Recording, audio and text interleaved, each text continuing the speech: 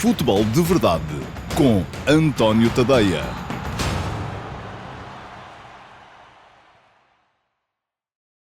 Ora então, mais uma vez, olá pessoal, sejam muito bem-vindos à edição número 117 do Futebol de Verdade. Hoje é sexta-feira, é dia 26 de janeiro de 2024 e, já sabem, hoje houve live. Portanto, das 18 às 18h45 estive aqui mesmo no meu canal de YouTube, em direto convosco, para fazer o lançamento da final da Taça da Liga, que amanhã, sábado, dia 27, vai opor o Sporting Clube Braga ao Estoril Praia.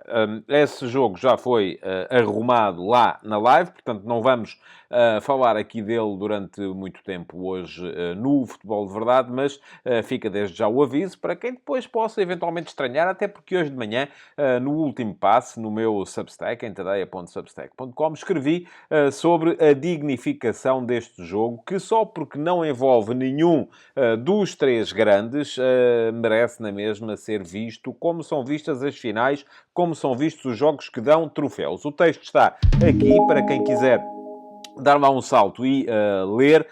Agora, aqui no Futebol de Verdade, que hoje tem uma edição mais curtinha, porque precisamente já houve live, e quem não viu a live, faça favor de dar lá um salto ao canal para a ver, mas aqui nesta edição mais curtinha não vai haver muita conversa acerca desse Sporting Clube Braga Estoril. Hoje também não há, porque já houve live Q&A, portanto já sabem que a emissão do Futebol de Verdade de hoje é a versão curta, que vai ter apenas este ligeiro introito e, já a seguir, os ataques rápidos, com o meu comentário, de certa forma, acelerado àquilo que é a atualidade desportiva, ou futebolística nacional e internacional. É para eles que vamos já a seguir.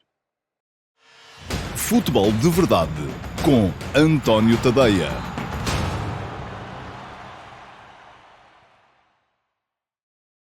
E vamos lá então para os ataques rápidos de hoje, que é sexta-feira, dia 26 de janeiro de 2024. Começamos, como começamos sempre, com o futebol que já se jogou. Isto é, sempre assim. Ontem, à noite, jogou-se a quarta partida dos quartos de final da Taça do Rei, em Espanha. O Atlético de Madrid ganhou por 1-0 ao Sevilha. Valeu um golo de Memphis Depay, já perto do final, faltavam cerca de 10 minutos para o final da partida. Antes disso, Griezmann tinha falhado um penalti de forma até particularmente cómica, porque escorregou no momento em que ia chutar, e o remate acabou por sair muito sobre a barra, e depois disso ainda houve intervenção, desta vez positiva, do VAR, que anulou aquilo que seria a marcação de uma grande penalidade contra o Atlético por pretensa falta de Llorente sobre Lamela. Não houve falta, houve sim corte na bola, portanto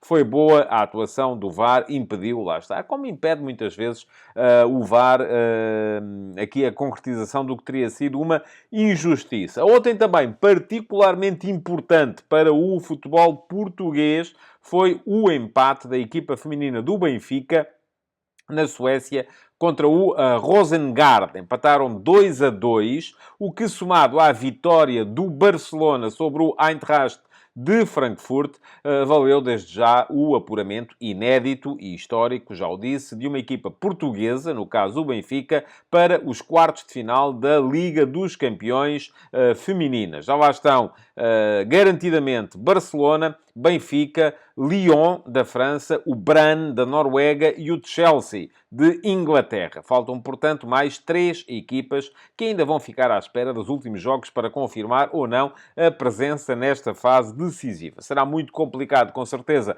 ao Benfica seguir mais além dos quartos de final, mas também, quartos de final, à partida, nos homens, também é mais ou menos o máximo a que as equipas portuguesas podem aspirar. Portanto, estão de parabéns as jogadoras da equipa feminina do Benfica, pela forma como conseguiram levar o clube até aos quartos de final da Liga dos Campeões Europeus. Ontem houve também última jornada da fase de grupos da Taça da Ásia. Hoje não há Taça da Ásia, também não há CAN, portanto estamos hoje sem essas duas competições que nos têm marcado os dias por esta altura. Ficaram já definidos todos os jogos dos oitavos de final, mas disso vamos falar um bocadinho mais à frente, quando vos falar aqui precisamente da agenda de jogos para verem no fim de semana, e vão ver que há aí muita coisa boa para ver, já a começar pelo dia de hoje. Hoje há dois jogos de estalo na FA Cup, a Taça de Inglaterra. Vamos ter às 19h45 um Chelsea-Aston Villa. O Chelsea dos investimentos milionários recebe o Aston Villa, que tem estado muito bem na Premier League, é quarto classificado na Premier League, é candidato a uma posição na Champions, coisa à qual o Chelsea dificilmente poderá ainda aspirar, porque segue na nona posição, mas aqui é outra competição, é a FA Cup, é a Taça de Inglaterra. Portanto, o Chelsea a querer lutar, já conseguiu garantir a presença na final da Taça da Liga, quer agora também continuar na Taça de Inglaterra. Um quarto de hora mais tarde, há o grande jogo desta ronda da FA Cup, que é o Tottenham-Manchester City. 20 horas, o terceiro classificado da Premier League recebe o segundo classificado da Premier League, e numa altura em que as coisas no City estão um bocadinho tremidas por causa das críticas que ainda foram lançadas anteontem por Alexander Ceferin, o presidente da UEFA, àquilo que são as acusações feitas ao City de não respeitar as regras de fair play financeiro, de lucro e sustentabilidade da Premier League por parte do Manchester City. Portanto, Ceferin veio falar sobre o tema, veio deixar algumas declarações que não foram muito bem vistas do lado do City, e ainda ontem Pep Guardiola veio falar também sobre o tema e veio dizer que não compreende como é que Ceferin, que até é advogado, consegue estar a falar destas coisas que não estão ainda julgadas e não estão ainda decididas. Mas é uma guerra que está aí entre a UEFA e o Manchester City. Quando se aproxima então este jogo, vai ser já daqui a bocadinho, entre o Tottenham e o City. Também essas notícias de hoje que dizem que Ange Postecoglou, o australiano, que é treinador do Tottenham, poderá vir um dia a ser o sucessor ideal para Pep Guardiola no Manchester City, por encarnar uma forma de ver o futebol mais ou menos semelhante. Bom, amanhã, dia em cheio para o futebol, como acontece quase sempre ao sábado e ao domingo. Portanto, já sabem, se quiserem transformar-se nessa espécie de adeptos de sofá que não vão ver os jogos ao estádio, ficam a ver na TV, têm muito por onde escolher. E os jogos de cabeça de cartaz começam logo às 2h30 da tarde, com o Augsburg-Bayern de Munique. O Bayern, que acaba de reduzir a desvantagem para o Leverkusen, tendo ganho a meio da semana no jogo que tinha em atraso ao Union Berlim, que segue em segundo lugar, vai visitar o FC Augsburg. O Augsburg, que ainda segue em 10º lugar da Bundesliga, mas ainda recentemente, não foi nesta jornada, foi na outra anterior, perdeu com o Leverkusen, o líder da Bundesliga, apenas por 1-0 e com um golo marcado já nos descontos. Portanto, tudo indica que o Bayern pode vir a ter dificuldades para levar de vencida a equipa do Augsburg. À mesma hora, potencialmente mais equilibrado, mas não tão interessante em termos de luta pelo título, há um VfB Stuttgart contra o Rasenball Leipzig. O terceiro recebe o quarto. O Stuttgart, que já andou lá em cima, próximo do Leverkusen e do Bayern, vem agora com 2 derrotas seguidas. Perdeu o Guirassy. Está com dificuldades para manter o andamento que vinha mostrando no início. E claramente se percebeu logo desde o início que era um fenómeno de overachievement, de uma equipa que estava a conseguir resultados melhores do que aqueles que justificava. Vai ser um jogo interessante, é engraçado de ver também este Stuttgart-Leipzig. 15h15, às 13h15, portanto, quando estiver a acabar a primeira parte destes jogos da Bundesliga, começa o Las Palmas-Real Madrid. O Real Madrid, que geralmente joga muitas vezes neste horário, das 15h15, é uma tradição que em Espanha conseguem manter, os jogos às 3 da tarde, 13h15, enfim, com os grandes a jogarem a esta hora, coisa que em Portugal nós não conseguimos, mas às 3h15, portanto, Las Palmas, 8º classificado da Liga Espanhola, vem com 2 vitórias seguidas e, sobretudo, 2 vitórias em que não sofreu golos, recebe o Real Madrid, que não está num momento fantástico. Vem de uma eliminação da Taça do Rei,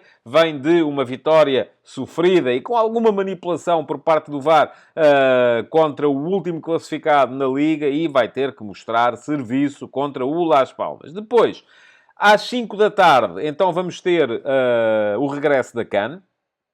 E a CAN regressa logo com a seleção de Angola em campo. Portanto, 17 horas, Angola-Namíbia, primeiro jogo dos oitavos de final da Taça da África das Nações. Angola parte como favorita para poder chegar aos quartos de final, à mesma hora, na Série A italiana. Jogo que se prevê fácil para a Juventus. A Juventus de Massimiliano Allegri está a descobrir um pendor ofensivo que não se lhe conhecia.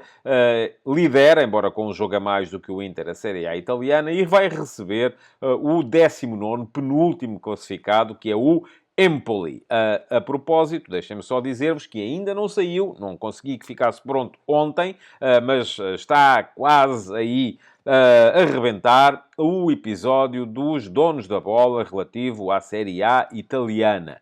É um texto é um projeto que eu já comecei há um par de anos. Comecei-o, aliás, ainda, até foi há mais do que um par de anos, comecei-o ainda no meu site antigo, antoniotadeia.com, que entretanto está desativado, transferi-o depois para aqui, para o meu Substack, e é um projeto que todos os anos, a partir do mês de janeiro, vai descrever detalhadamente o tecido acionista, o tecido societário dos maiores clubes, dos maiores campeonatos do mundo. Portanto, na semana passada já saiu a atualização referente aos 20 clubes da Premier League. Quem é que tem ações? Quem é que manda? Quem é que tem mais influência? Esta semana sai, então, a atualização de 2024 relativa aos 20 clubes da Série A italiana. Já sabem, se quiserem ter a certeza de que recebem, e depois vão receber as outras atualizações também, que estão previstas para as próximas semanas, não há como deixarem de fazer a subscrição do meu Substack, em tadeia.substack.com. Fica aqui o link para poderem dar lá um salto, para subscreverem. A subscrição gratuita, como o próprio nome indica, não vos custa rigorosamente nada. Também não dá acesso a tudo e, relativamente à série Donos da Bola, por exemplo, só dá acesso aos primeiros 2 parágrafos de cada texto. Depois, se quiserem ler o resto, têm mesmo que fazer a subscrição Premium, que vos custa 5 euros por mês ou 50 euros por ano, se quiserem aproveitar os 2 meses de desconto, que vos garante um compromisso mais duradouro com o meu jornalismo. Portanto, já sabem, entre hoje e amanhã, a atualização de 2024 da série, a atualização italiana da série Donos da Bola, no meu Substack, em tadeia.substack.com. Quem quiser fazer a subscrição premium também já pode ler a atualização relativa à Premier League, que saiu na semana passada, e depois terá a garantia de receber no seu e-mail todas as atualizações futuras, bem como todas as outras coisas que eu vou enviando para os subscritores premium do meu Substack. Mas voltemos à agenda, porque quando Angola e a Juventus estiverem já ali quase a acabar a primeira parte, às 5h30 da tarde, há mais 2 jogos interessantes para ver. Na Liga Espanhola, Barcelona-Villarreal. O Barça vem da eliminação da Taça do Rei contra o Athletic Bilbao. Sofreu 6 golos nos últimos 2 jogos. Ganhou 4-2 ao Betis em Sevilha e depois perdeu 4-2 com o Athletic Bilbao em Bilbao para a Taça do Rei. E vai receber o Villarreal, que está num modestíssimo 14º lugar. Já estreou o Gonçalo Guedes, o jogador que estava emprestado pelo Wolverhampton ao Benfica e que agora está em Villarreal. Ele jogou antes e foi apresentado depois, só foi apresentado ontem, mas estará com certeza interessado em explorar aquilo que são as debilidades defensivas da equipa do Barcelona, aquelas que a equipa do Barça tem vindo a revelar ultimamente. À mesma hora, o jogo também não se antevê muito complicado para o Leverkusen, líder da Bundesliga, recebe o Borussia Mönchengladbach, primeiro contra 12º da Bundesliga, sendo que o Leverkusen vem de 2 vitórias arrancadas a ferros, ambas conseguidas com golo já nos descontos das partidas contra o Augsburg e contra o Leipzig. Portanto, vai ser um jogo, aparentemente, para o Leverkusen poder ganhar com um bocadinho mais de à vontade e, eventualmente, vir pelo menos a manter ou até a aumentar a vantagem que tem para o Bayern no topo da Bundesliga. Se bem que na semana passada saiu tudo ao contrário. O Leverkusen tinha um jogo mais complicado em Leipzig, o Bayern tinha um jogo mais fácil em casa com o Werder Bremen e, no fim, foi o Leverkusen quem conseguiu ampliar a vantagem. Bom, 19 horas. Mais um jogo interessante na FA Cup, Fulham-Newcastle, duas equipas que podem ser vistas como outsiders. E depois, às 19h45, à hora do Sporting Clube Braga-Estoril, o jogo da final da Taça da Liga, de que já vos falei, lá está, na live do Futebol de Verdade, portanto não vou alongar-me aqui. Há ainda um Milan-Bolonha, na Série A italiana. O Milan é terceiro, está já longe dos dois da frente, a Juventus e o Inter, mas nunca se sabe, tem que continuar a ganhar os seus jogos para tentar, eventualmente, diminuir a desvantagem. Recebe um Bolonha, que já foi a equipa sensação da Série A, a equipa liderada por Tiago Motta, que segue ainda no sétimo lugar da tabela, mas que vem com 4 jogos consecutivos sem ganhar. Portanto, é um momento mau para o Bolonha. Por fim, 20 horas, interessante o jogo entre o Olympique de Marselha e o Mónaco, sétimo contra quarto da Ligue 1 francesa, e um Marselha que precisa de começar também a apressar o passo, porque senão vai mesmo ficar fora das competições europeias. Domingo é um dia que não é tão forte em termos de jogos interessantes, mas que também tem o seu quê. 13 horas há um Celta de Vigo-Girona. O Girona vai jogar já sabendo os resultados do Real Madrid e do Barça. Visita o 16º da tabela. São duas equipas que foram eliminadas da Taça do Rei a meio da semana. O Celta perdendo em casa com a Real Sociedade e o Girona perdendo fora com o Mallorca. Vamos a ver quem é que responde melhor à eliminação. Às 16 horas, recomeça a Taça da Ásia com a entrada em campo da seleção dos Emirados Árabes Unidos, comandada por Paulo Bento, que não está a fazer uma boa competição. Correu-lhe, enfim, foi apurada como uma das melhores terceiras classificadas no seu grupo e vai ter pela frente uma equipa do Tajiquistão que, em condições normais, lhe é inferior, mas que vamos esperar para ver. Depois, 18 horas, enfim, às 15h30 já começou também a jornada da Liga Portuguesa, que tem o ponto forte do dia às 18 horas com esse Farense Futebol Clube do Porto. É o sétimo classificado da Liga Portuguesa, o Farense, a receber o Futebol Clube do Porto, que é terceiro, e atenção a esta equipa do Farense. O Farense do José Mota, neste campeonato, ganhou ao Braga, em Faro, por 3-1, empatou com o Benfica, na Luz, 1-1, perdeu em casa com o Sporting por 3-2, mas o Sporting só marcou o golo da vitória por Gyökeres de penalti ao minuto 90 e perdeu no Dragão com o Flóculo Porto por 2-1, mas o Porto também só marcou o golo da vitória, ainda pelo Ivan Marcano, antes de se lesionar, aos 90 mais 10. Portanto, o Porto parece estar numa trajetória ascendente, a conseguir melhores resultados, mas atenção a este Farense, que tem um meio-campo muito interessante. Ultimamente tem jogado menos o Fabrício Isidoro, que é um jogador que eu gosto particularmente, mas com o Falcão, o Fabrício e o Mateus Oliveira, é um meio-campo muito interessante, um meio-campo do Farense, que depois tem também argumentos à frente, e um guarda-redes tem sido um dos melhores da Liga, no Ricardo Velho. 19h45, mais 2 jogos com algum interesse. Paris Saint-Germain-Brest é o jogo da jornada na Liga 1 francesa, primeiro contra terceiro, e ao mesmo tempo um interessantíssimo Fiorentina-Inter de Milão. O Inter está em segundo lugar na Série A, está atrás da Juventus porque tem um jogo a menos, porque jogou a final da Supertaça e, portanto, deixou atrasar uma partida. Visita a Fiorentina, que neste momento está num lugar de Champions. É quarta classificada, a equipa de Florença. Portanto, jogo complicado em perspectiva para o Inter de Milão. Por fim, 20 horas, Cannes, com a entrada em ação da seleção do Egito, liderada por Rui Vitória, que vai jogar contra a República Democrática do Congo. Atenção que no sábado já terá havido também um Nigéria-Camarões, com a entrada em ação da Nigéria, liderada pelo José Peseiro. Portanto, são os treinadores portugueses também ali a entrarem na CAN. Vão jogar os três, porque o Pedro Gonçalves, pela seleção Emerson Angola também joga no sábado. Vão jogar os três durante o fim de semana. Mais notícias. A bomba do dia hoje foi o anúncio feito por Jürgen Klopp na Liverpool TV, e é curioso que ele tenha feito o anúncio no canal do clube, de forma absolutamente concertada com o clube. Jürgen Klopp anunciou que no final da época vai deixar o comando do Liverpool. Vai fazer 9 temporadas consecutivas à frente do Liverpool. Disse o treinador alemão que está a começar a ficar com falta de energia e que, por isso mesmo, ao fim de 9 anos, ele entrou no clube em 2015, vai abandonar.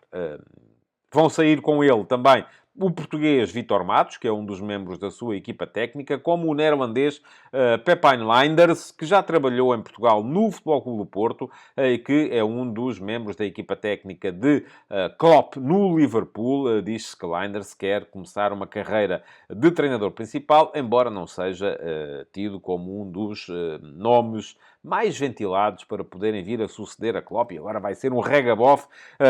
Vão começar a aparecer aí nomes. Já se viu falar de tanta gente. Bom, já se falou de Xabi Alonso, foi o primeiro treinador do Leverkusen. Já se falou de Roberto De Zerbi, o italiano que treina o Brighton.